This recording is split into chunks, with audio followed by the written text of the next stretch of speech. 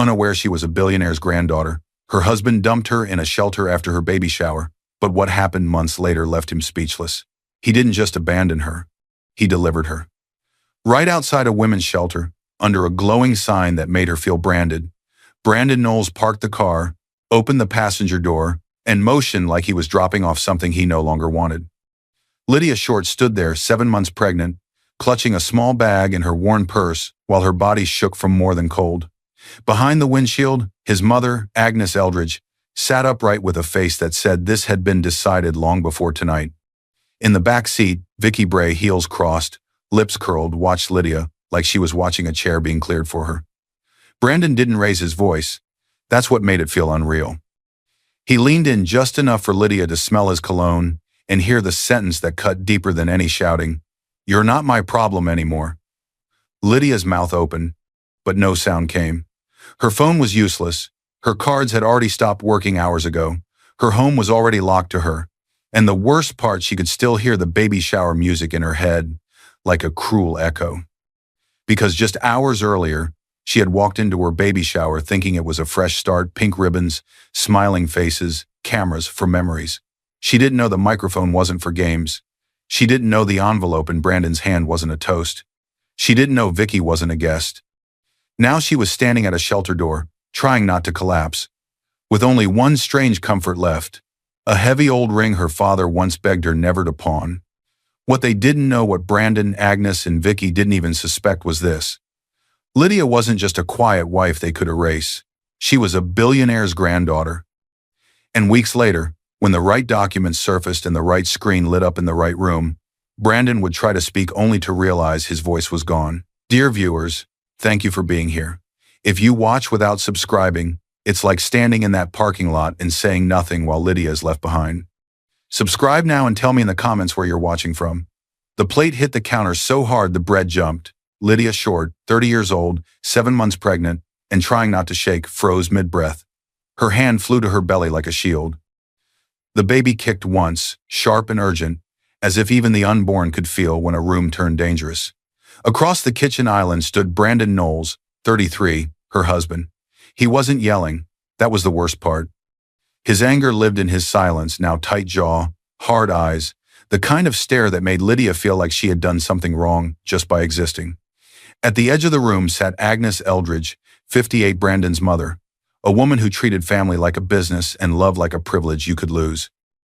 Agnes watched Lydia the way someone studies a stain they want to scrub out. "Bread again?"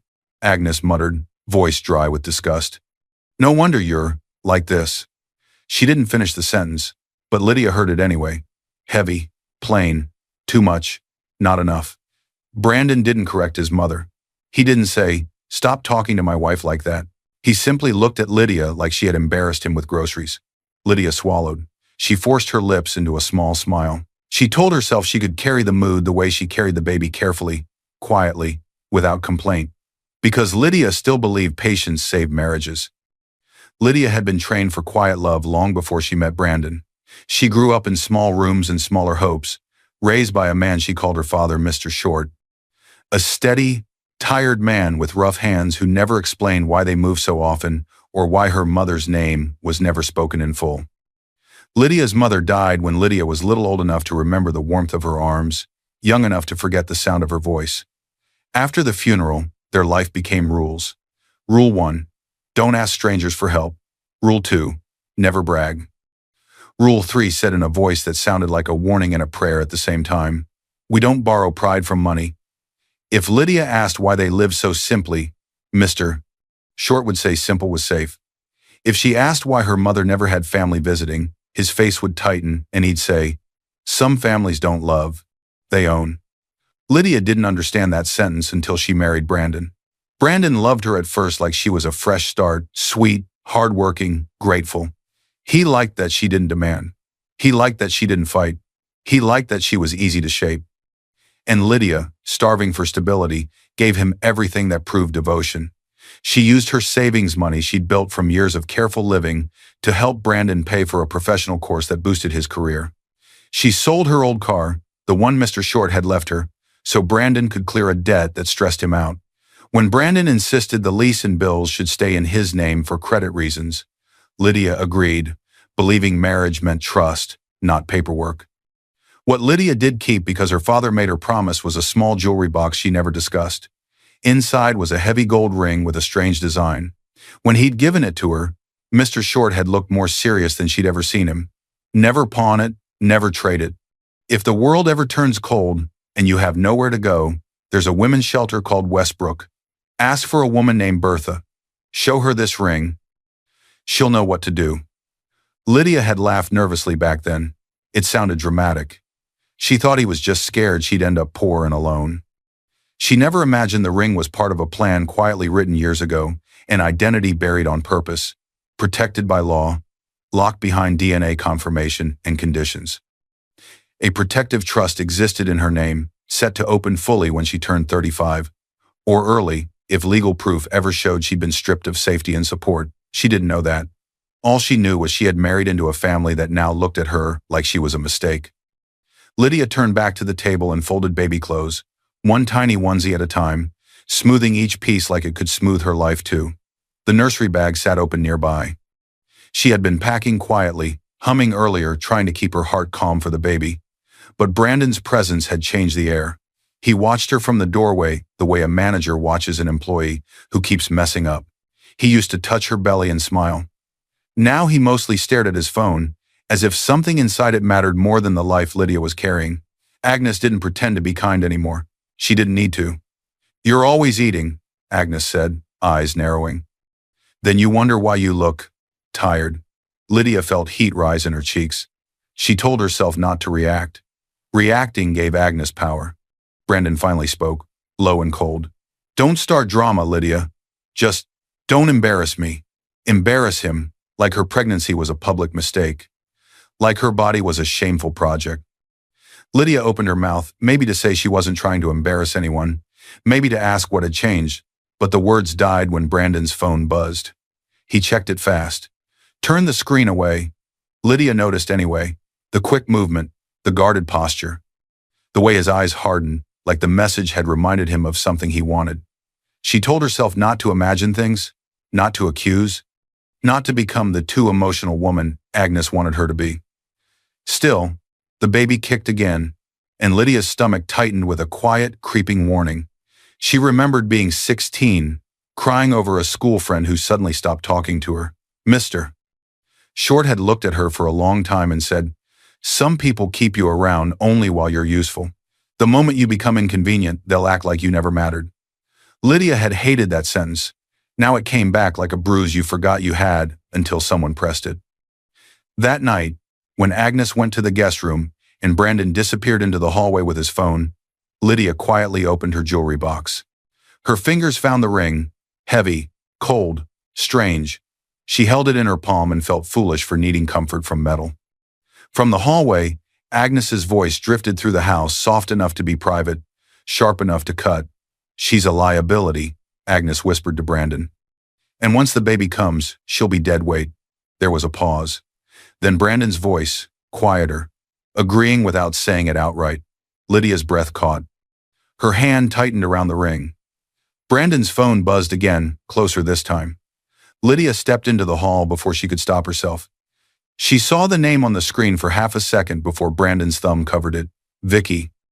Brandon's face changed instantly, less irritation, more focus, like the message had purpose, like it was instructions. Agnes appeared behind him, eyes bright with a private satisfaction that made Lydia's skin go cold. "Answer," Agnes murmured. "Don't keep her waiting." Lydia stood there pregnant and silent, realizing something that made her throat go dry. This wasn't a marriage drifting apart. This was a plan unfolding, and the next person who stepped into their home wouldn't be a guest. She would be a replacement. Soon Lydia wouldn't just see that name on a screen. She would see Vicky Bray sitting where Lydia belonged. The front door opened without a knock. Lydia's whole body went still. The baby kicked hard, like a warning bell inside her. She was standing in the living room with a folded blanket in her hands when she heard heels, sharp, confident clicks moving across the floor like the person already belonged there. Brandon didn't look surprised. That was the first punch. Agnes didn't even stand up. That was the second. Then the woman stepped into view. Vicky Bray, 32. Polished, slim, and smiling like she had already won, walked in wearing a fitted coat that looked expensive and a confidence that felt even more costly. She wasn't a friend, she wasn't a cousin, she wasn't anyone Lydia had ever met. But Vicky looked around Lydia's home as if she was inspecting a purchase. Lydia's mouth went dry. Brandon had said it would be a quick work thing, just paperwork, just a meeting, nothing personal. Yet Vicky's eyes landed on Lydia's belly and didn't soften. They sharpened, amused. "Oh," Vicky said lightly, as if she had just noticed a decoration. "So, you're really close." Lydia turned to Brandon, waiting for him to explain, waiting for him to look ashamed. He only adjusted his shirt and cleared his throat like he was the one being inconvenienced. "This is Vicky," Brandon said. His voice was calm, almost proud. "She's helping with business strategy, cleaning things up, cleaning, helping." Lydia had never heard those words inside her home before. Agnes finally spoke from her seat, voice smooth as a knife. "Don't stand there like a statue, Lydia. Offer her something. Offer her something." Like Vicky was a guest. Lydia's fingers tightened around the blanket. Politeness was the only armor she'd ever been taught. "Hi," Lydia managed. "Nice to meet you." Vicky smiled wider, but it didn't reach her eyes. "I'm sure it is." Lydia told herself not to panic. This could still be normal. Business people came and went. Brandon had been busy lately. Maybe this was just that, but nothing about the room felt normal. Brandon stayed close to Vicky, not Lydia. His body angled toward the other woman like that was where his attention lived now. And Agnes watched Lydia the way a supervisor watches a worker about to be replaced. Lydia saw it in the small things. Vicky didn't ask before she sat down. She chose the seat Lydia always used near Brandon, near the center. She crossed her legs slowly, as if she were settling into position. When Lydia moved toward her own seat, Agnes tapped the chair lightly with her fingers. "Let her sit there," Agnes said. "You can take the side." The side. Like Lydia was staff. Brandon didn't protest. He didn't say, "That's my wife's chair." He didn't even look at Lydia's face. He just said, "Yeah, it's fine. It's fine. It's fine." Lydia repeated it in her head like a prayer. Her heart beat too fast, like her body understood what her mind refused to accept. Vicky began talking about Brandon's work with an easy, practiced tone, like she belonged inside his life. "Your expenses are messy," Vicky said, pulling out a thin folder. "Some inefficiencies, some drains. Drains." Lydia heard the word and felt her stomach tighten. Vicky flipped a page and pointed at something. Brandon leaned closer to see, close enough that Lydia could smell Vicky's perfume from across the room. Agnes smiled like she was watching a performance she'd paid for. Lydia tried to make sense of it. She had supported Brandon. She had saved money for him. She had sacrificed. She had stayed quiet when he snapped. She had smiled through his distance. Wasn't that what devotion meant? Then Vicky said, in that same casual voice, "A lot of the spending patterns, they're emotional, not strategic. If you want investors to respect you, we have to remove that noise." Her eyes flicked to Lydia. The insult was gentle, dressed in professional words, but Lydia felt it land like a slap. Brandon nodded. "That's what I've been saying." Lydia's throat tightened. "He's been saying?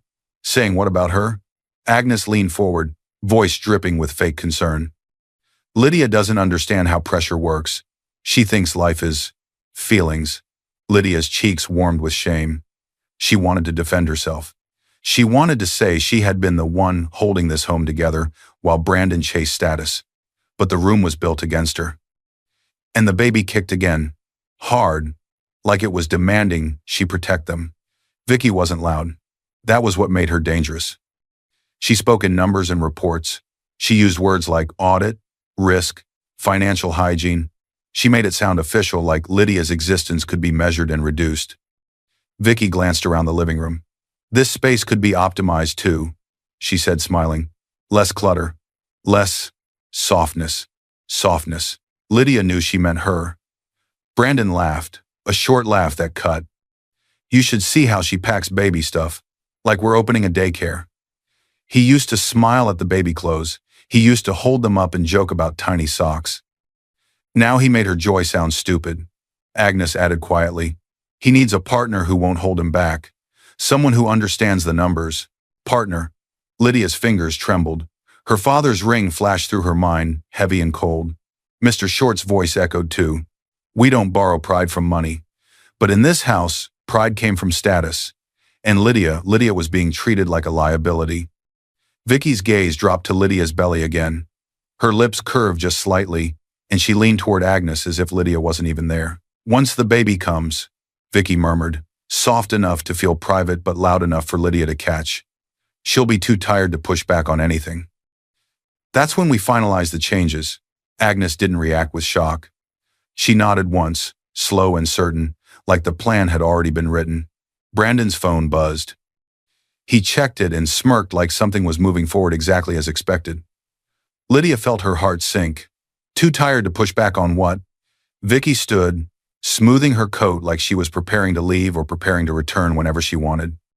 Before walking out, she turned back and looked Lydia up and down, calm and cruel. "For success," Vicky said lightly, voice sweet as poison.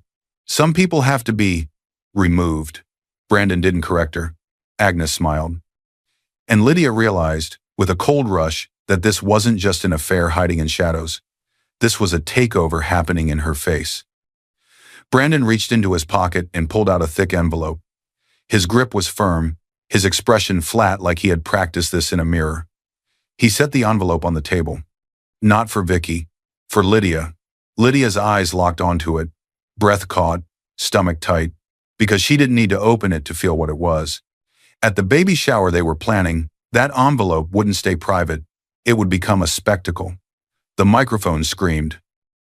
A high, ugly squeal cut through the hotel function room just as Lydia stepped inside, so sharp it made her flinch and press her palm to her belly. The baby jolted, startled too.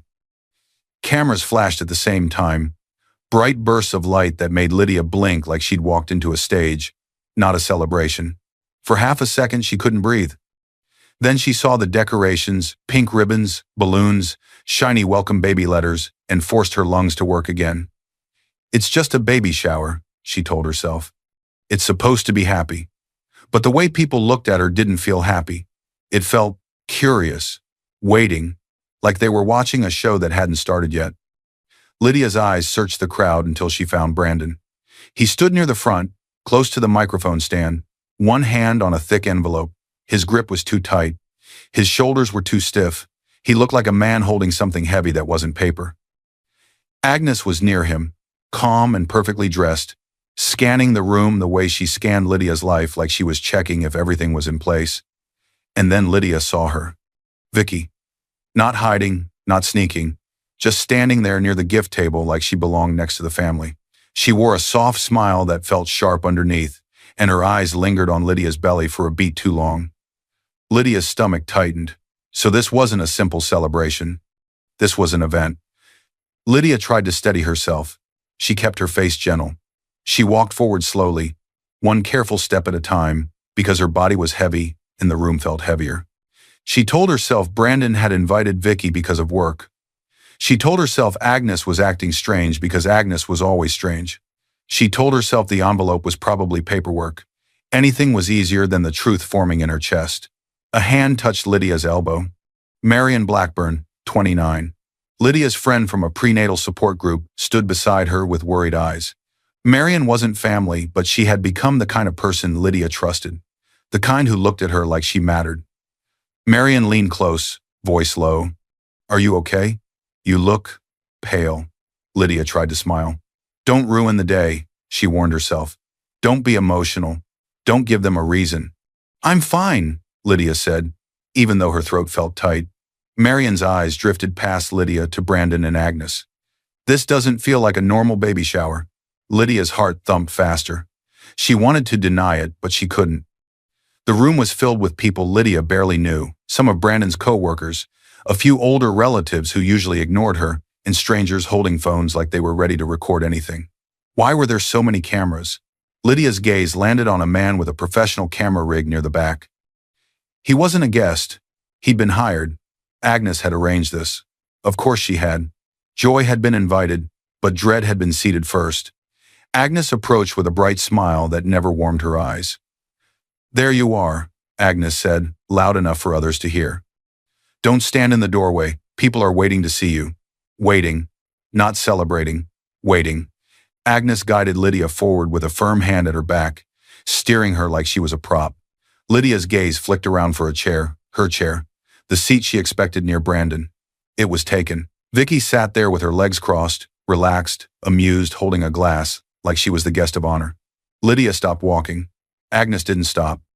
She leaned in and murmured, still smiling, "Take the side seat, Lydia. Don't make things awkward."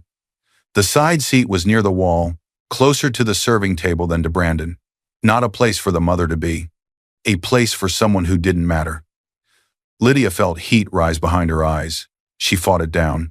She lowered herself into the side seat slowly, carefully. Marion sat close, protective. Brandon didn't come over. He stayed near the microphone. Vicky leaned toward Agnes, her voice low but not low enough. "Good. She'll sit where she belongs." Lydia's fingers curled around the edge of her chair. Agnes had designed this like a performance. Public, recorded, unavoidable. There was a schedule, games, speeches, photos. The microphone wasn't there for fun. It was there for control. The cameras weren't there for memories. They were there for a version of the story, just not the one Lydia would have wanted. Agnes clapped her hands. "Everyone, we're going to do a toast." The crowd turned toward Brandon instantly, like they already knew he would speak. Lydia's pulse pounded in her ears. Marion whispered, "Why is he holding that envelope?" Lydia didn't answer because she couldn't. Across the room, Vicky rose smoothly and walked toward Brandon like she was meant to stand beside him. She didn't ask permission. She didn't hesitate. She took her place. Agnes stepped behind them, perfectly positioned, close enough to guide, far enough to look supportive. Lydia tried to catch Brandon's eyes. Just one glance, one sign he was still her husband. But Brandon stared at the microphone like it was the only thing that mattered. Brandon tapped the microphone. A dull thud echoed in the speakers. Silence fell, thick and heavy. Then Brandon spoke, calm as ice. "She's been stealing from me," he said. Lydia's breath stopped. The room gasped. Brandon lifted the envelope slightly, as if it proved something. "We did an internal audit at home. The numbers don't lie." Lydia's ears rang. "Audit? What audit?" She didn't even have access to his accounts. Brandon had insisted everything stay in his name. Vicky stepped closer, shoulder nearly touching Brandon's, claiming space, claiming him. Agnes moved to the cake table and placed something on top of the frosting, like a decoration. Papers. Lydia recognized the shape before she understood. Divorce papers. Agnes smiled at the crowd. "It's time for my son to be free of this burden," she said, like she was talking about trash, not a person. Lydia couldn't move. Marion's hand gripped Lydia's arm. "Lydia, what is this?" Lydia's mouth opened, but no sound came.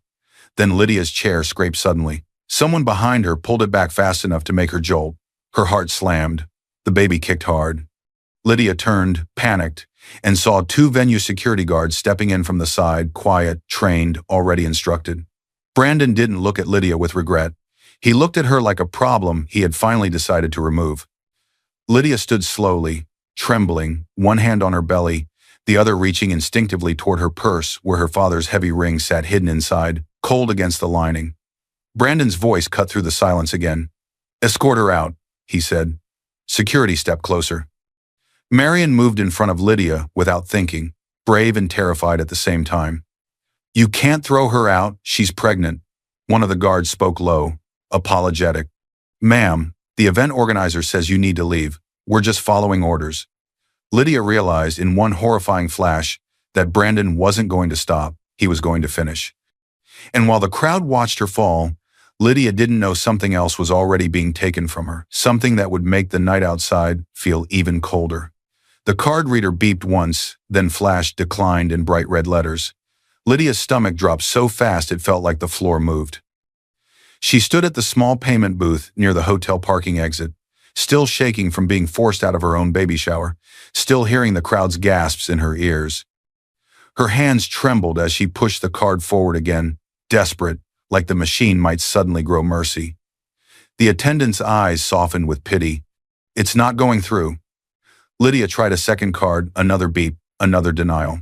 Outside, the wind felt too sharp for her skin. One of the security guards lingered near the doors, watching like she was a problem that hadn't been fully removed yet. Lydia's phone buzzed. A message from Brandon. "Brandon, don't use the cards. I canceled everything. Canceled. Not paused, not frozen, canceled. Lydia's throat tightened until she couldn't swallow. The baby kicked hard, like it was protesting the panic rising in her body. She clutched her belly and forced air into her lungs. She needed to leave. She needed to go home. Even if it was humiliating, even if it meant begging, at least home had a bed. She started toward the street to call a taxi. Before she could raise her arm, Brandon's black car rolled up like a shadow. The window lowered halfway. His face was calm, too calm. In the passenger seat sat Agnes, watching Lydia with that same cold satisfaction, like the day had gone exactly as planned. In the back seat, legs crossed, lipstick perfect, Vicky stared out the window, as if Lydia was a stranger on the street. Lydia's heart slammed. This wasn't help. This was the next step. Brandon got out. One of the security guards moved with him, more out of habit than threat, then stopped when Brandon waved him off. The guard stepped back toward the hotel. Brandon spoke without warmth. "Get in." Lydia's lips parted. She wanted to ask, "Where are we going?" She wanted to ask, "Why are you doing this?" She wanted to ask how a man who once promised to protect her could look at her like she was unwanted furniture. But Brandon's eyes warned her not to speak. Agnes clicked her tongue. "Don't stand there. People are watching." Cars slowed. Someone lifted a phone. Lydia's cheeks burned with shame that wasn't hers. The baby shifted again. Fear swallowed her pride. She didn't want a scene, not because she was weak, but because she was protecting the life inside her. So she got in. The car smelled like expensive air freshener and control. Lydia sat in the front passenger seat. Agnes sat upright beside Brandon, in the front, like a supervisor overseeing a delivery. Vicky lounged in the back seat, legs crossed, as if this was a victory ride. Brandon drove with both hands on the wheel, eyes forward, jaw tight. No one spoke for a long minute. The silence was loud enough to bruise. Lydia stared at her hands. She tried to keep her breathing steady.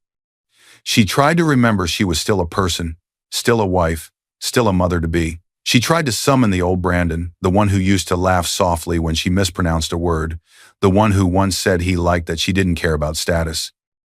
But the Brandon driving now didn't look like that man. Agnes broke the silence first.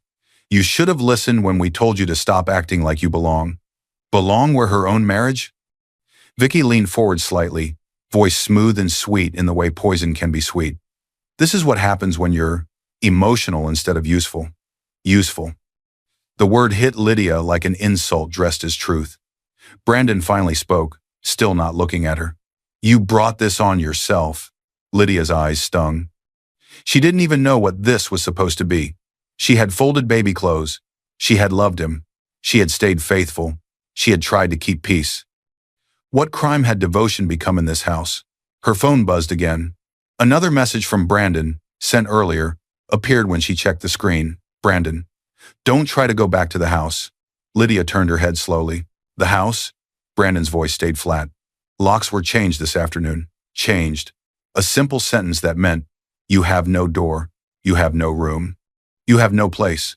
In her mind, Lydia saw Vicky walking through the room she had cleaned, touching the baby things Lydia had bought, sitting where Lydia had sat. The thought made her stomach twist. Vicky smiled like she could hear Lydia thinking, "It's a nice place," she said casually. "I can see why you tried so hard to keep it." Agnes gave a small approving nod, like Vicky had said something clever. Lydia's hands curled into fists. Her father's ring, still tucked in her purse, pressed cold against the lining, as if reminding her not to collapse. The car turned onto a worn street with old buildings. No gates, no security cameras protecting wealth, no polished windows, just cracked sidewalks and tired signs. Brandon parked in front of a building with a simple lit sign, Westbrook Women's Shelter. The letters glowed against the dark like a label she couldn't wash off. Lydia's breath left her body in one silent rush. Westbrook. The name hit something deep in her memory, her father's voice, years ago. "If the world ever turns cold, there's a women's shelter called Westbrook. Ask for a woman named Bertha. Show her the ring." She had never really believed she'd need that sentence. Now she was staring at the sign. Brandon got out, walked around, and opened her door like he was dropping off a package. Lydia stayed seated, frozen. Agnes leaned forward from the back seat, voice low and final. "This is where you belong until you learn." Vicky laughed softly under her breath, then looked away like Lydia wasn't worth eye contact anymore. Lydia whispered, barely audible, "Brandon, please." Brandon didn't flinch at please. He didn't soften at the sight of her belly. He just reached into the car, grabbed her small bag from the floor, and tossed it onto the sidewalk. Then he said the coldest words he had ever spoken to her, words that didn't shake with anger, because he meant them. "You're not my problem anymore." Lydia's face burned. Her eyes blurred. She forced herself out of the car on her own, one careful step, then another. She would not give them the satisfaction of dragging her. Brandon didn't wait to see if she got inside safely. He didn't ask if she had eaten. He didn't ask if the baby was okay. He closed the door, got back into the driver's seat, and drove off with Agnes and Vicky like he had just erased Lydia from his life. Lydia stood on the sidewalk holding her bag, staring at the shelter doors. Her legs felt weak, her heart felt empty, and still the baby kicked, stubborn and alive. Inside, the air smelled like disinfectant and exhaustion. A few women sat quietly in chairs, eyes tired, hands clasped. A baby cried somewhere down the hall. The sound hit Lydia in the chest. A woman behind the intake desk looked up. She had kind eyes that had seen too much. Her name tag read, "Bertha Gates." Bertha spoke gently. "Honey, are you safe tonight?" Lydia tried to answer, but only a breath came out. Bertha stood and guided Lydia toward a chair. Careful, respectful, no judgment, no sarcasm, no smirk. That simple kindness almost broke Lydia more than the cruelty had. Lydia reached into her purse for a tissue and felt something slip free, metal, heavy, cold. The ring. It hit the floor with a soft clink. Bertha bent down to pick it up. The moment her fingers touched it, her expression changed. Not just curiosity, recognition. Bertha looked at Lydia slowly, voice suddenly quieter, like the building itself needed to listen. "Where did you get this?" she asked. Lydia stared at the ring in Bertha's hand, confused and numb, not understanding why her father's old promise suddenly mattered. Bertha didn't push. She looked at the ring again, thumb tracing the strange crest engraved into it. Then she said, almost to herself, she was telling the truth. Bertha slipped the ring gently back into Lydia's palm, then reached for the phone on her desk and pulled out a worn business card from her pocket, the card she had carried for years, waiting for a girl who might never come. "Sit tight, sweetheart," Bertha said softly. "There's someone your mother wanted called if this day ever came." Lydia felt a chill crawl up her spine. Quiet foreshadowing hint. Next scene. Because Bertha wasn't calling a random number, she was about to connect Lydia to people who had been preparing for this moment for years. The phone rang once. Twice. Lydia held it so tight her fingers ached. Her breath came shallow, like the shelter air was too thin for someone who had just been erased from her own life. Across the intake desk, Bertha watched her with a new kind of seriousness, one hand resting near the old ring on the blotter as if touching it had awakened something dangerous and important at the same time. The ring had been her father's warning. Now it felt like a key. They were in a small office off the main hallway, away from the noise. It was the next morning. Lydia had spent the night in a narrow bed, waking every hour to the sound of strange doors and distant crying. The baby had rolled and kicked through the night, as if reminding her, "Don't disappear." As soon as Bertha started her shift, she had brought Lydia straight here. "Call," Bertha said gently, but her eyes didn't look gentle anymore. They looked certain. "You need to hear this from them, not from me." Lydia hesitated. Her mind kept flashing back to Brandon's cold face at the curb, the shelter sign, Vicky's smirk, Agnes's satisfied silence. She had been dropped here like trash. Now this ring, this one thing, her father begged her never to pawn, had turned the room into something else. Lydia pressed the call button on the number written on Bertha's card. The ringing sounded too loud in the quiet office. Then someone answered. A man's voice, low and careful. "Hello?" Lydia's throat tightened. I was told to call this number." A pause. A breath. Then the voice changed, still controlled, but sharper with focus, like he had been waiting for this moment longer than he wanted to admit. "You're Lydia Short," the man said, not as a question, but as recognition. "Yes?" Lydia went still. The baby kicked once, hard, like the truth had touched them both. "Yes," Lydia whispered. "Who are you?" "My name is Samuel Dillon," he said. "I'm a private investigator for an estate law firm. And you've been missing from a very powerful family's records. Lydia felt her blood turn cold. Missing. Powerful family. She looked at Bertha, confused, almost angry. Bertha didn't look away. She looked like she had just watched a door open that Lydia didn't even know existed. Lydia lowered herself into the chair beside the desk, slow and careful, because her legs were shaking. Her free hand moved to her belly, steadying herself like she could steady the world. Samuel's voice stayed calm, professional. This was a man trained to deliver information without emotion. Maybe he had to be. Maybe people like him handled lives like paperwork. I work for an estate attorney, Samuel said. We represent a family that set up a protection trust years ago. I need you to listen carefully. Estate. Lydia almost laughed, but nothing came out. An estate had nothing to do with her life. She had been raised on thrift stores and quiet rules.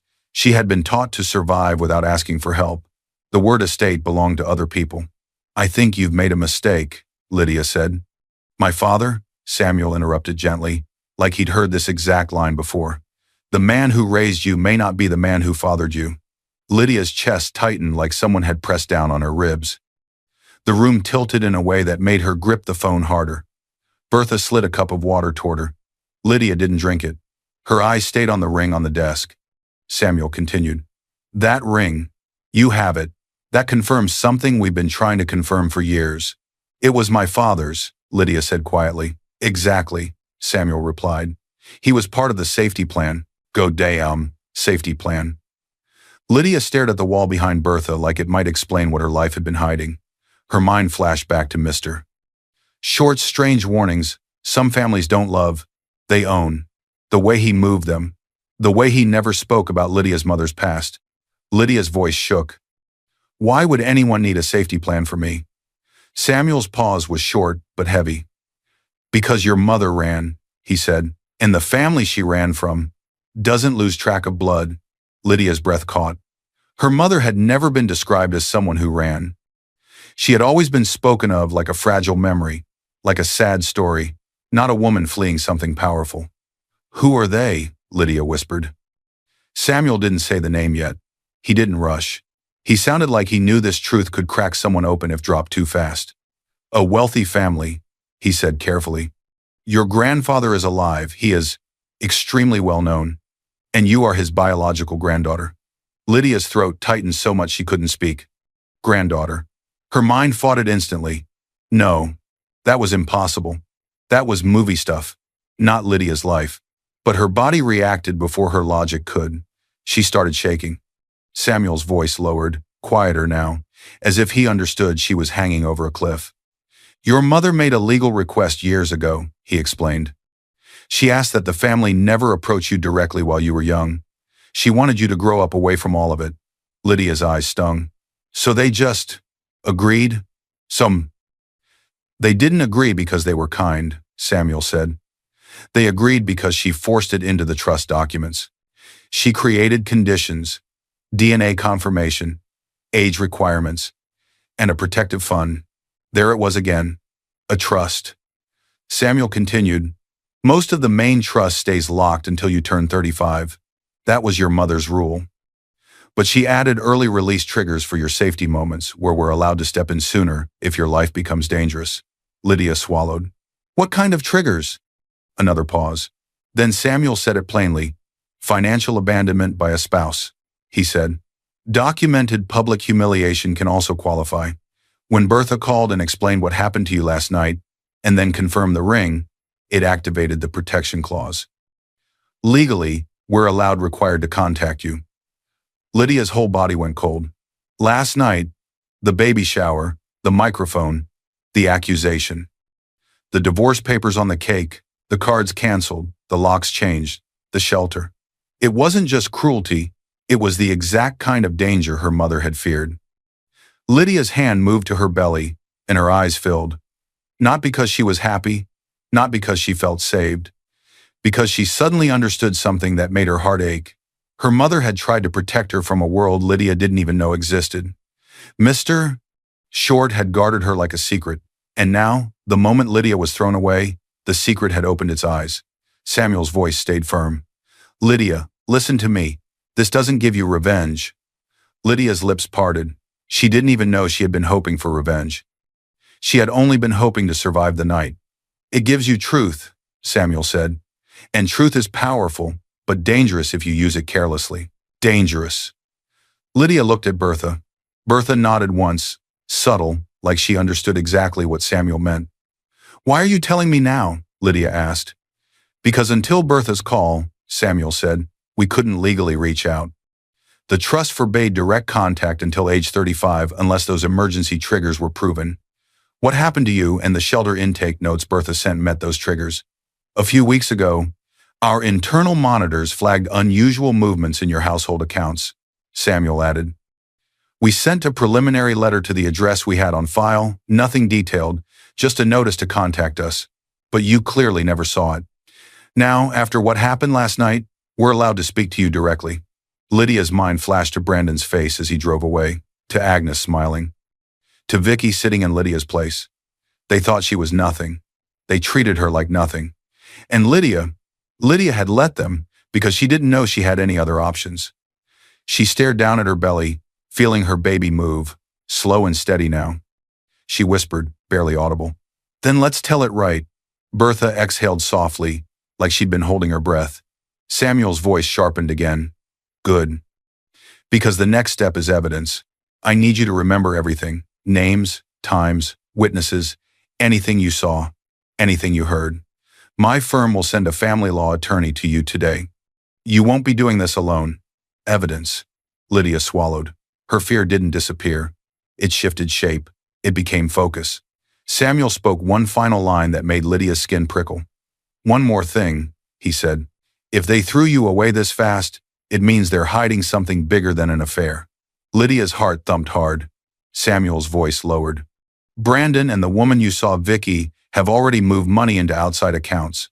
What they did at the baby shower wasn't the first attack. Lydia's mouth went dry.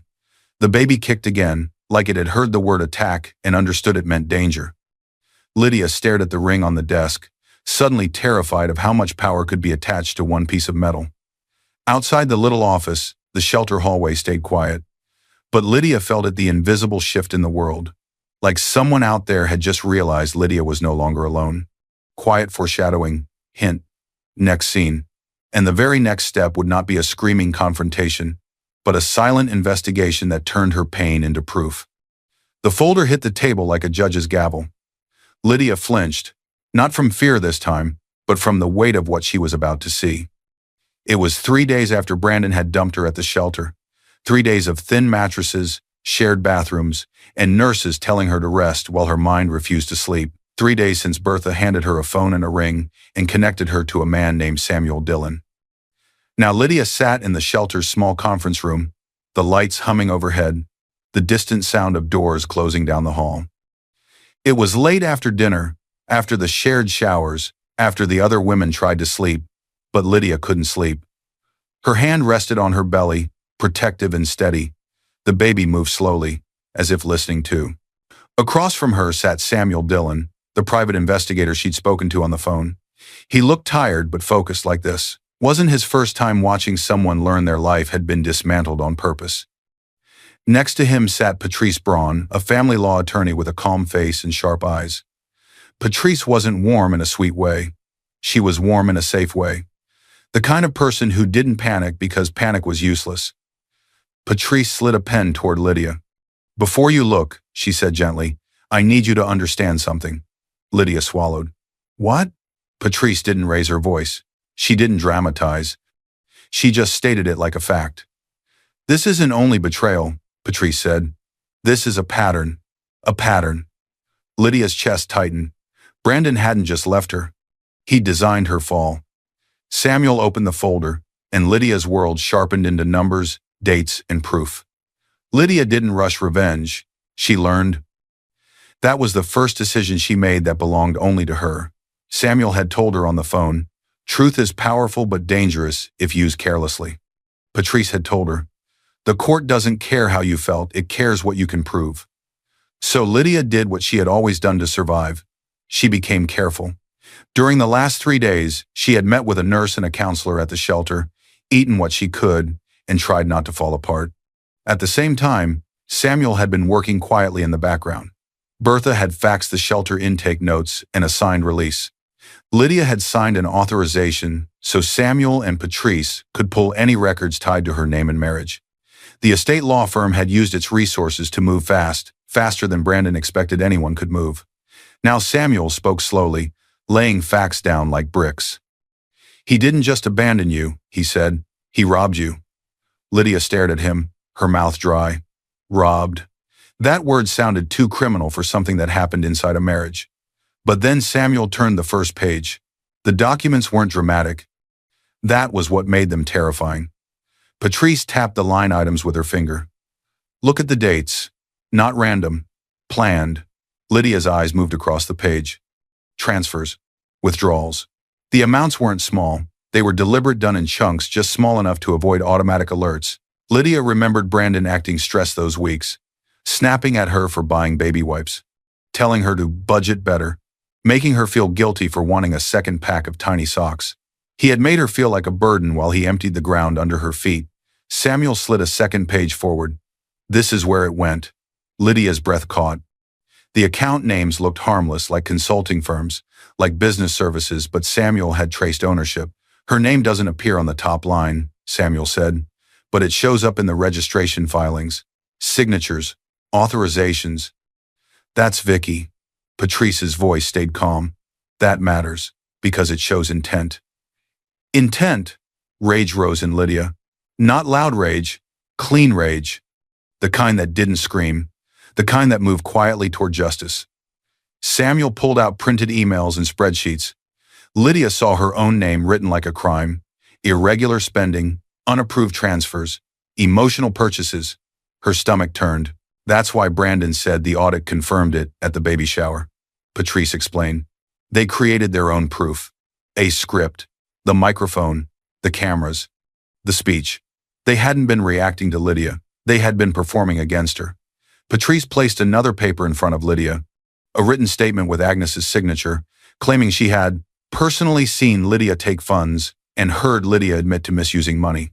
Lydia's hands tightened into fists. "She lied," Lydia whispered. "Or she signed what someone else drafted," Patrice said. "Either way, she attached her name to fraud," Samuel added quietly. "And she did it to protect Brandon and Vicky. Or to protect the image she wanted for her son. To protect them." Lydia thought of Agnes whispering, "Liability. Dead weight." Agnes hadn't just disliked Lydia. She had wanted Lydia erased. Patrice slid a notebook toward Lydia. "Now it's your turn." Lydia blinked. Patrice's voice softened just slightly. "You lived it. The court needs your timeline, and Samuel needs your details. You will help build the case." Lydia stared down at the blank page. For a moment she felt like she couldn't breathe, like writing it would make it real all over again. But she picked up the pen anyway. She wrote, "Baby shower date, who was present, what Brandon said, where Agnes stood, where Vicky stood." The moment security approached the text, "Don't use the cards." I canceled everything. The text, "Don't try to go back to the house." The drive, the shelter sign, the ring falling, Bertha's face, she wrote until her hand cramped. Samuel watched without interrupting, like he respected that this wasn't just evidence. It was Lydia taking her life back line by line. Near the end of the folder, Lydia noticed a photo that made her breath catch. A security camera still. A trash bin behind the house she was no longer allowed to enter. A hand dropping something into it. The image was grainy, but the object was clear. A burned envelope, edges black, seal half melted. Samuel tapped the printout. "We pulled this from a neighbor's outdoor camera," he said. "The camera covers the alley behind your old place." Lydia leaned closer, heart pounding. Her name was faintly visible on the envelope, and the seal, an embossed mark, looked expensive, official, old. It matched the crest on her ring. Lydia's fingers went cold. "Why would an estate send me anything?" she whispered. Patrice's eyes narrowed. "Because they were trying to reach you, and somebody didn't want you to get it." Samuel's voice lowered. "This was dated several weeks before the baby shower. Someone intercepted it and tried to destroy it." Lydia's mind flashed to Vicky's confident smile. The way she walked through Lydia's home like a buyer. The way she said, "Some people have to be removed." Lydia swallowed hard. Vicky didn't just want Brandon. Vicky wanted whatever Brandon believed Lydia didn't have, and she had burned evidence to keep Lydia powerless. Patrice closed the folder slowly and looked Lydia in the eyes. "I can file for divorce and emergency protection," Patrice said. "Abandonment, financial abuse, fraud. If we do this right, you won't just walk away, you'll expose them." "Expose."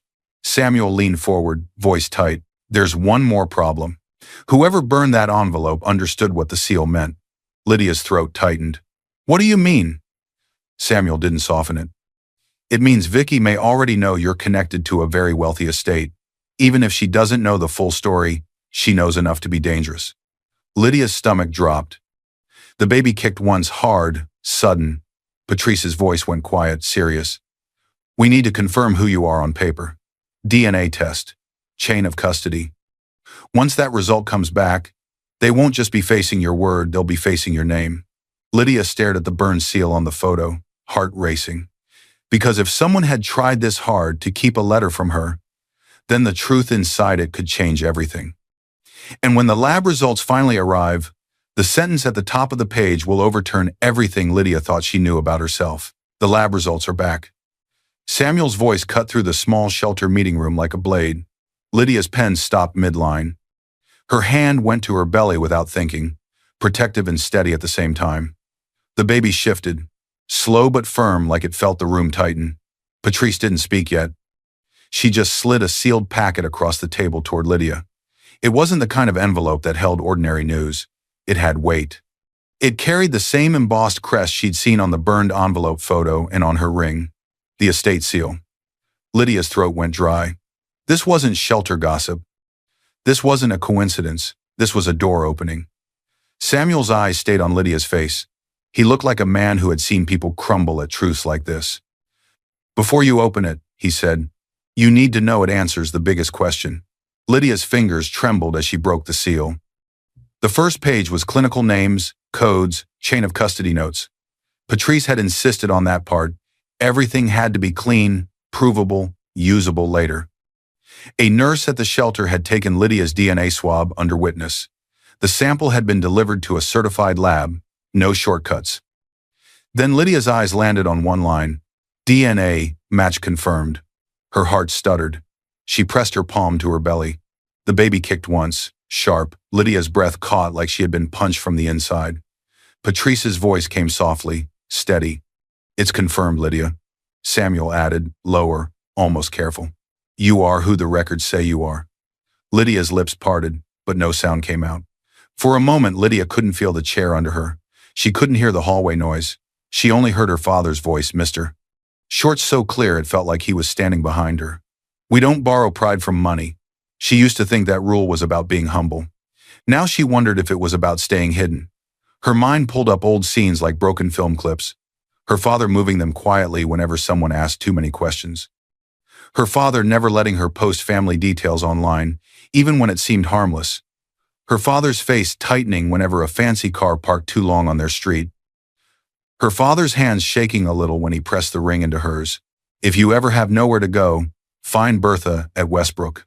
Lydia looked down at her hand. The ring sat there now, heavy and cold, as if it had been waiting for this exact moment to become more than jewelry. Patrice watched Lydia gently.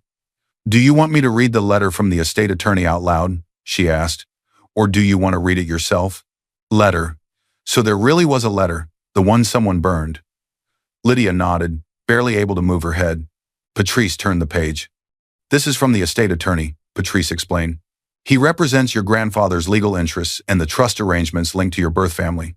He's not here in person, but he's available on speaker if you want to ask questions." Samuel had already set the phone on the table. One button, and the attorney could speak into Lydia's life like a judge. Patrice began reading, voice clear. "Miss Lydia Short, if you are reading this, it means the conditions of your protection trust have been activated." Protection trust.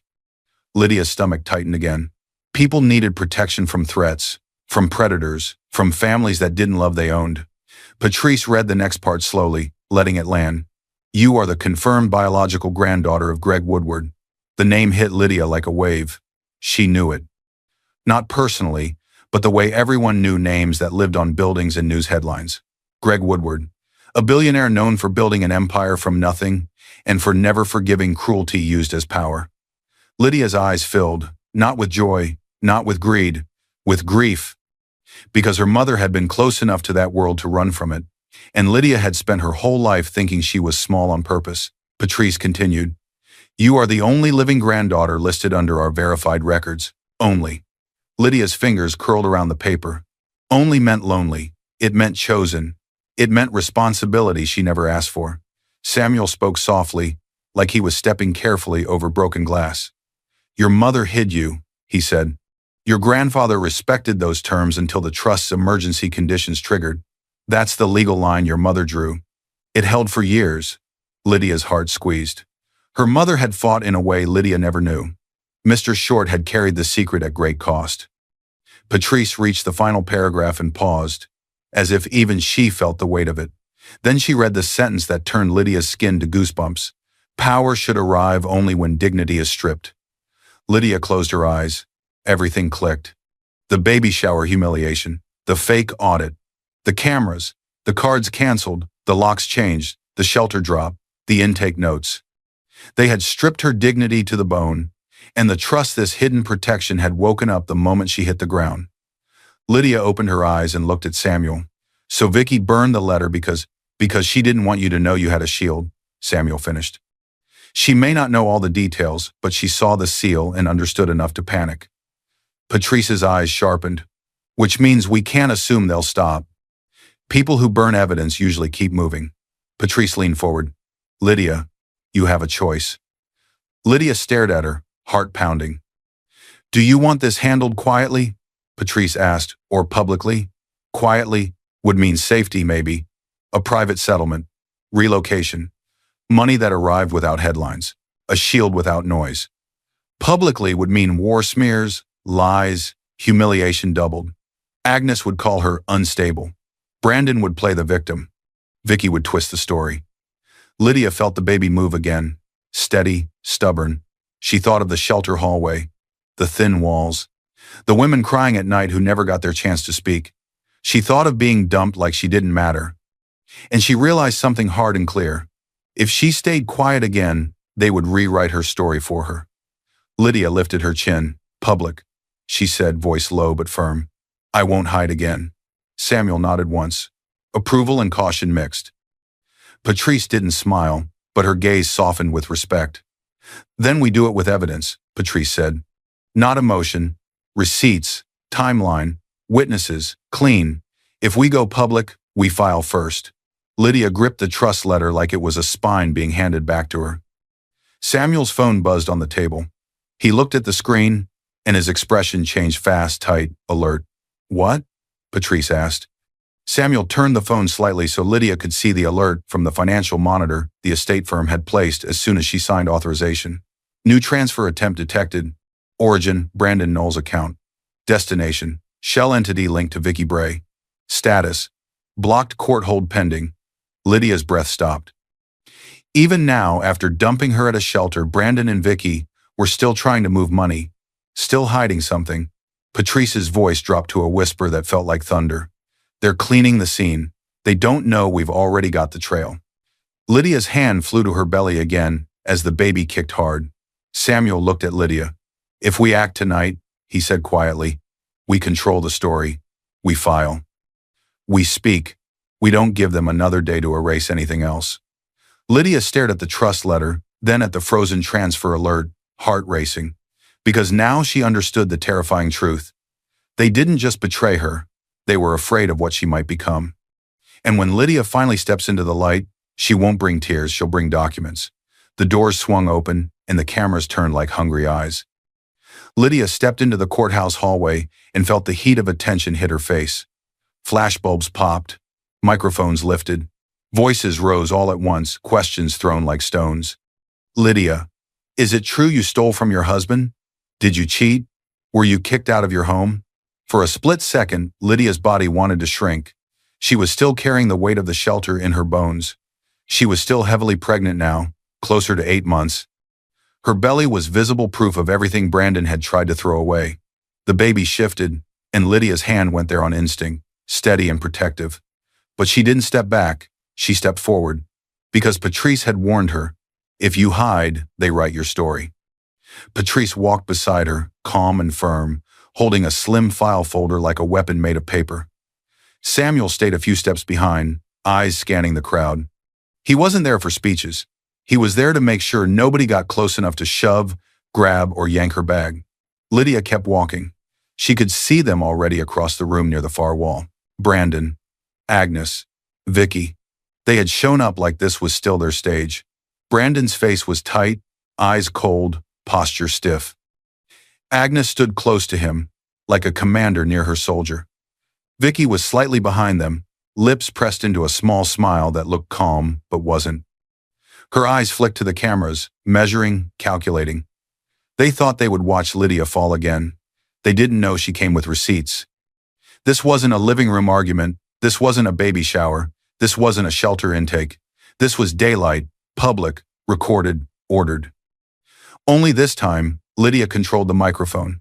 Patrice guided her to a simple podium in front of a plain backdrop. It wasn't glamorous. It didn't need to be. The power wasn't in the backdrop.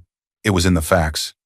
Lydia looked out at the reporters and observers, people holding notebooks, cameras, and phones. Some looked judgmental, some excited. A few looked ashamed, remembering how quickly they'd believed the first story. Lydia forced her breathing to slow. She remembered the shelter hallway at night, the thin walls, quiet crying, women who had been erased by someone else's version of events. Her baby kicked again steady, like a reminder that she wasn't speaking only for herself now. Patrice leaned in slightly, voice low. We filed already. The petition is stamped. Abandonment, fraud, asset theft, emergency protections. You're not asking for permission. You're announcing what has already begun. Filed first. That mattered. It meant Brandon didn't get to set the narrative in court. Samuel murmured. He's watching you like he can't decide whether to be angry or afraid. Lydia didn't look at Brandon yet. She stepped up to the podium. The hallway noise dropped. Lydia didn't shout. She didn't cry. She spoke like a person who had already survived the hardest part. I was publicly accused of theft, Lydia said, voice steady, at my own baby shower. A small shock ripple ran through the crowd. Some had seen the clips online. Now they were hearing her side. Those accusations were false, Lydia said. Here is the evidence that shows what actually happened. Patrice signaled to a technician. A large screen on a stand beside the podium lit up. Not gossip, not rumors, documents, bank transfer logs, dates, times. Origin accounts marked joint. Destination accounts tied to shell companies. Lydia spoke while the images changed. These are transfers from our shared accounts, she said. Drained in the weeks before that event. The screen flipped. A list of withdrawals. Another image, a simple arrow diagram showing money flowing from household accounts into consulting entity A and service entity B. Underneath, partially blurred for legal reasons but clear enough, were registration records linking those entities to one name, V. Bray. Lydia didn't say Vicky's name yet. She let the evidence speak first. The screen changed again. Short text messages. Brandon's words. Vicky's responses. Brandon, did you move everything? Vicky, yes. She won't notice until it's done. Brandon, good. We'll do the announcement after. A hush fell. Even the reporter stopped murmuring. Lydia's voice stayed level. After that, she said, my bank cards were canceled. My house locks were changed. I was driven and left at a women's shelter. She paused. That is abandonment. Patrice stepped forward and placed a document on the podium, angled so cameras could catch the official court stamp. Divorce petition filed by my client, Patrice said calmly into a different microphone. Abandonment, financial abuse, fraud, emergency support, and housing orders requested. The screen changed again, a photo still from the neighbor's security camera. A hand dropping a half-burned envelope into a trash bin. Lydia's name visible, the estate seal half melted. On the other side of the hallway, a reporter shoved a microphone toward Brandon. With the evidence glowing on the screen behind Lydia, he opened his mouth on instinct, ready to deny, to spin, to explain. But nothing came out. That envelope was addressed to me, Lydia said. It was not theirs to open. It was not theirs to destroy. Now Lydia turned her eyes toward Brandon. His face had lost color. His lips parted slightly. Agnes leaned toward him, whispering sharply, "This isn't possible." but her voice sounded smaller than usual. Vicky took a step back, not in shock, in calculation. Her eyes moved across the screen, then toward the exits, then toward the nearest camera like she was adding up how much of herself she could still save. Lydia looked back at the reporters. "I am not asking for pity," she said. "I am asking for the truth to be seen. I have cooperated with investigation. I will continue to cooperate with the court." Patrice placed a brief, steadying hand on Lydia's shoulder. Samuel's attention stayed glued to Vicky. Vicky's fingers slid to her phone, quick and subtle. A message, a warning, a plan. Vicky was not the type to lose quietly. As Lydia stepped away from the podium, a reporter shouted one last question louder than the rest. "Lydia, who is your family? Why was there an estate seal on that letter?" The hallway seemed to freeze. Brandon's head snapped up. Agnes stiffened like she'd been slapped. Vicky's eyes narrowed sharply, like she had just realized the one part of the story she hadn't understood. Lydia's heart pounded. The baby kicked hard. Patrice leaned close, voice low and urgent. "Don't answer that here. Not yet. That belongs in court, under oath, where they can't twist it." Lydia swallowed. Because she knew the next fight wasn't about marriage anymore. It was about power and blood. And Brandon, watching her now like he'd never truly seen her, looked terrified of what the court might uncover. And when the courtroom doors close, the truth won't be told in words first. It will be told in signatures, timestamps, and a verdict waiting to drop. The judge's gavel cracked once, and the sound sliced through the courtroom like a final warning. Lydia's whole body tightened. Her hand went to her belly without thinking. The baby shifted, steady but firm, as if even the unborn understood that this room could change everything with a single sentence. Across the aisle, Brandon stared straight ahead, his face stiff and pale. He wasn't smirking. He wasn't performing confidence. The news clip of Lydia's statement had spread fast. The documents had already been filed. Out there, he could bluster. In here, evidence ruled. Agnes sat behind him, clutching her purse too tight, jaw set like she could hold reality back with force. And Vicky sat 2 rows behind them, posture perfect, legs crossed like she was attending a lecture, not a hearing that could crush her. But her eyes were too alert. They moved too much. She kept watching the door like a person already planning her exit. Lydia didn't look at them for long. She looked forward. Because Patrice had told her, in court, emotion is allowed, evidence decides, and Lydia had brought evidence. The courtroom felt colder than the shelter ever had. The shelter was loud with pain. This room was quiet with power. Observers filled the benches, some reporters, some law students, some strangers who had followed the story. Phones were off, cameras were limited, but attention was focused. Lydia sat beside Patrice, shoulders straight, breathing slow. She wore a simple dress and held a small folder in her lap like it was a lifeline. She wasn't there to put on a show. She was there to stand behind the work she had already done. Patrice stood when the judge called the case. The judge didn't smile. The judge didn't frown. The judge looked down at the file like it had already spoken. Lydia could hear the rustle of papers, the scratch of a pen, the faint cough of someone trying not to make noise. Brandon's lawyer stood too, trying to look confident. But his voice came out a little too fast, a little too high, when he started his objections as if he could feel the ground shifting under his client's feet. Brandon didn't look at Lydia. He didn't dare. It wasn't because he felt guilty. It was because he couldn't read her anymore. Lydia used to be predictable, soft, apologetic, a woman he could call too emotional and expect to shrink. Now she sat like someone who'd had her dignity stripped and then given back with documents and signatures. Patrice didn't talk long. She didn't need to. She stood and said one sentence that sounded simple but carried a hammer inside it. "Abandonment during late pregnancy," Patrice began, voice steady, "paired with financial abuse and coordinated fraud. Late pregnancy was medically significant. She had doctor's notes, shelter intake notes, dates." The judge's eyes narrowed slightly. Patrice handed over the timeline Lydia had written in scene 6. It was neat, detailed, with names, times, locations, and witnesses. The judge scanned it. Then came the bank records, joint accounts drained before the baby shower, transfers into shell companies linked to Vicky, messages talking about moving everything before the announcement. Then the falsified audit, the spreadsheets, the sent emails, metadata showing they were created on Vicky's laptop, not by a neutral accountant.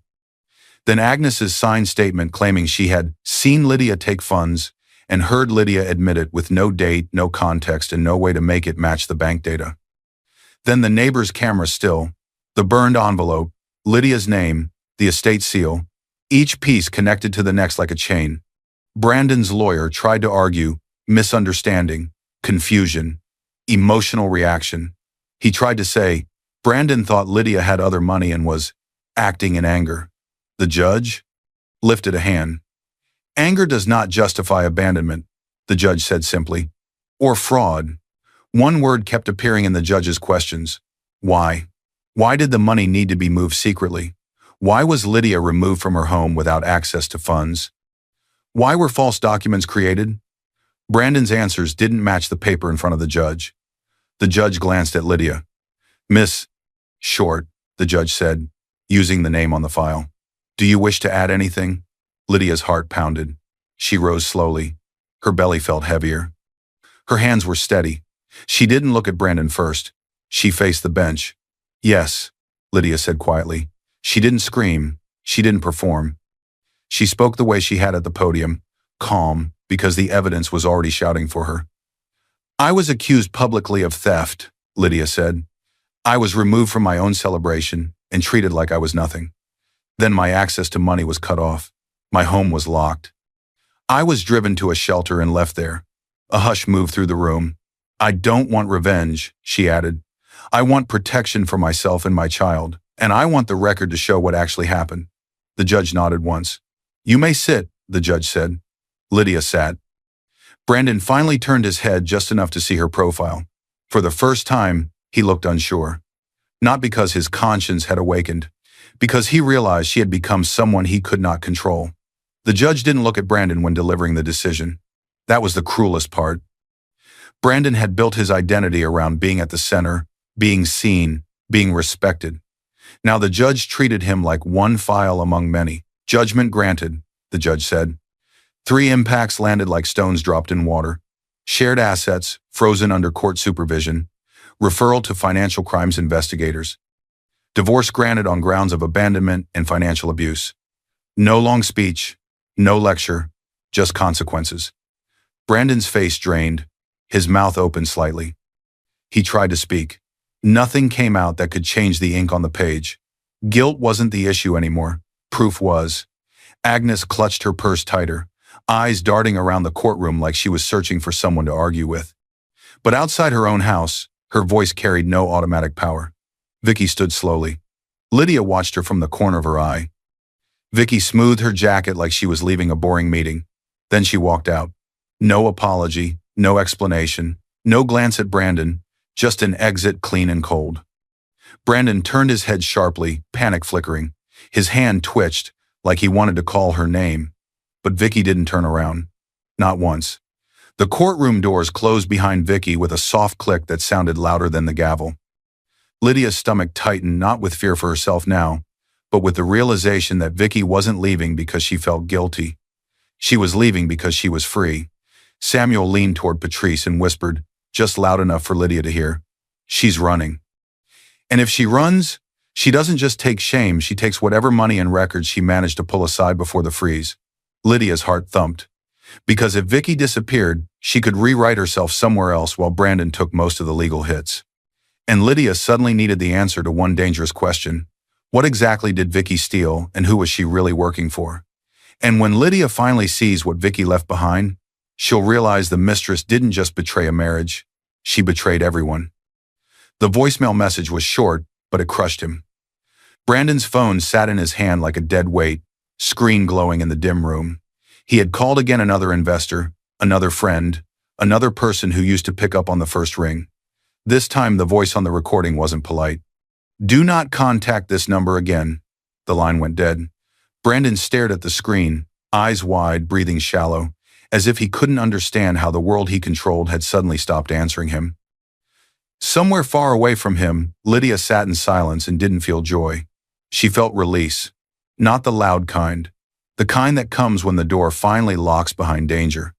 Slow down into reflection, calm, victory, emotional release. It had been months since the court hearing. Lydia didn't track time by court dates anymore. She tracked it by feedings, naps, and little socks. She carried her baby daughter in a quiet home she now owned outright through the trust and settlement. Not a mansion, not a palace, just a safe, steady place where the lock belonged to her. The nursery was small but warm, soft light, clean blankets, a chair that no one could move away from her. She wasn't surrounded by luxury, she was surrounded by peace. She had support: Patrice checking in with updates, Samuel sending short emails when something new moved in the investigation, Bertha calling sometimes just to ask, "How are you holding up, honey?" Lydia's life didn't feel like a fairy tale. It felt real. She hadn't won because she became rich overnight. She'd won because she refused to stay erased. One afternoon, with the baby asleep against her shoulder, Lydia opened her jewelry box again and looked at the ring, the one her father begged her never to pawn. It wasn't just metal anymore. It was a reminder that her mother had tried to protect her, that Mr. Short had guarded her. That dignity mattered even when no one else respected it. Lydia didn't need revenge to feel strong. She needed truth, and truth had carried her. The final thought settled in her mind like a calm verdict. He thought she was nothing, because she never needed to tell him who she was. Vicky disappeared quickly after court. Not with tears, not with regret, with planning. She sold what she could before the deeper freezes hit. She changed her hair. She changed her online name. She moved 2 states away, then again, but she didn't move as cleanly as she believed. The financial crime investigators and the estate's own analysts followed the money. Not all of it. Vicky was smart, but enough to show a pattern. Shell companies she touched, fake consulting invoices, payments from people connected to one of Greg Woodward's corporate rivals, eager to humiliate his hidden bloodline if it ever surfaced. Samuel explained it to Lydia in simple words over coffee one day. She wasn't just using Brandon, he said. She was useful to other people, feeding them information, moving small amounts, helping them test where the Woodward family was weak. Lydia pictured Vicky's calm face at the baby shower. The way she said, "For success, some people have to be removed." The way she sat in Lydia's chair without shame. Now Vicky had removed herself. She could run, but she couldn't erase all her fingerprints. And the more they uncovered, the clearer it became. Vicky didn't just betray a marriage. She betrayed everyone. Brandon's collapse wasn't one dramatic explosion. It was silence. Calls not returned. Meetings canceled. People too busy. The same co-workers who clapped at the baby shower, who watched Lydia be escorted out, who recorded on their phones, those people vanished from Brandon's life the moment consequences arrived. Nobody wanted to be tied to fraud. Agnes tried to steady him. She still spoke in commands, but her voice didn't bend court orders. It didn't open closed doors. It didn't unfreeze accounts already under investigation. In private, Brandon paced small rented rooms, blaming Lydia out loud even when she wasn't there to hear. He blamed miscommunication, jealousy, bad advice. But blame wasn't the point anymore. Reality was, he lost status. He lost his house. He lost the illusion that he could discard a person and remain untouched. Even Agnes, once so loud, grew quieter. You can't argue with a system that has your own signature on fraudulent papers. Months later, Lydia rocked her baby slowly in the nursery. The case files were in a drawer in another room. The estate documents were in a fireproof box. The ring was back in its small velvet slot. She didn't need to look at them every day. She just needed to remember that she had options now if the world ever turned cold again. Her baby yawned, tiny and soft. Lydia kissed her forehead. "You will never have to beg someone to see your worth," Lydia whispered. Not about money, about love, about basic respect. She still visited the shelter sometimes with Bertha's permission to talk to women who had just arrived, not as a savior, as someone who understood what it felt like to be dropped at those doors with nothing. She didn't tell them she was a billionaire's granddaughter. She told them how she started, with a pen, a timeline, and the decision not to disappear. The quiet strength she'd carried all her life had finally been allowed to stand in the light, and it stayed there. Lydia looked down at her baby and whispered something only the child could hear, something like a promise. Never confuse cruelty with love. Never let anyone else write your story for you. Somewhere far away, Brandon sat with a silent phone and a shrinking circle of people who would still answer him, finally understanding that the woman he dumped at a shelter had not been weak. She had been hidden, and hidden strength, once revealed, doesn't go back into the dark. The investigation into Vicky and the rival company didn't end with Lydia's divorce. It was only getting started, because the next set of documents, already being prepared in another quiet office, would reveal exactly who had helped Vicky climb into Lydia's life in the first place and how close they had come to destroying more than one woman's future.